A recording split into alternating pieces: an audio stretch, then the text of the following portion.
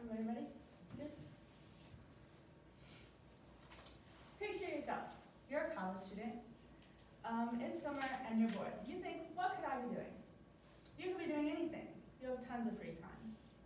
You now have your sights set on going on vacation, but there's a catch. You don't know where to begin. Fortunately, my family and I have planned mini vacations.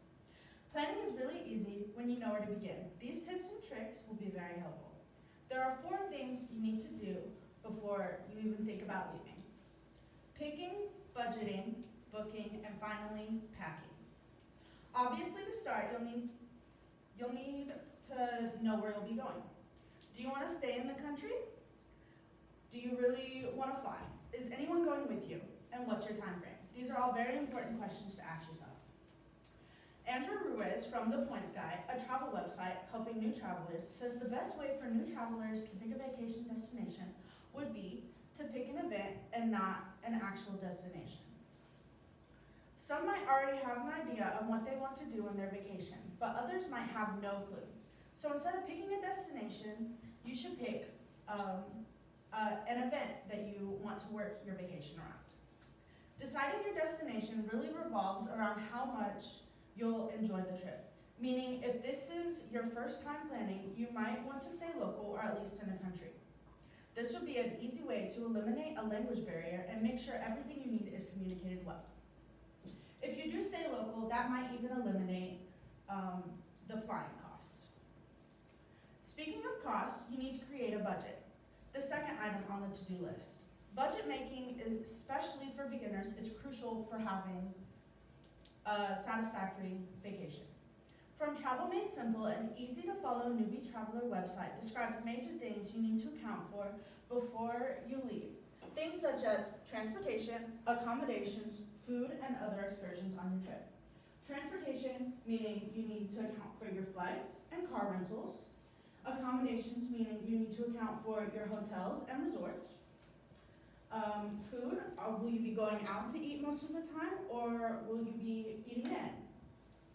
And other excursions on your trips, like will you be going to festivals and things like that. Once a destination is picked and a budget is set, you can finally start booking and looking at hotels and events going on during your vacation. Always look at customer reviews when looking at places to stay, whether it's going to be at a hotel or a rental house. I believe when I look at places that reviews are somewhat honest, even when they have pictures. And I wouldn't recommend anything with less than 2 stars just because, yeah. Also pick a place close to a major city because that is killing 2 birds with 1 stone when trying to find things to do.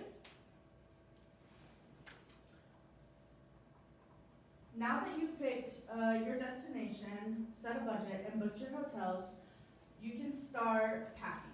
Packing light is a must. Nobody wants to pay an extra $50 to an airline because you're 3 pounds over the limit. Make sure to pack versatile items you can mix and match throughout the trip.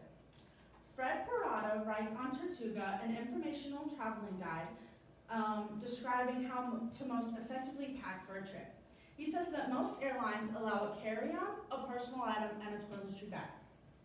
Describing your carry-on should carry your clothes and your shoes, and maybe you can fit your toiletry bag in there.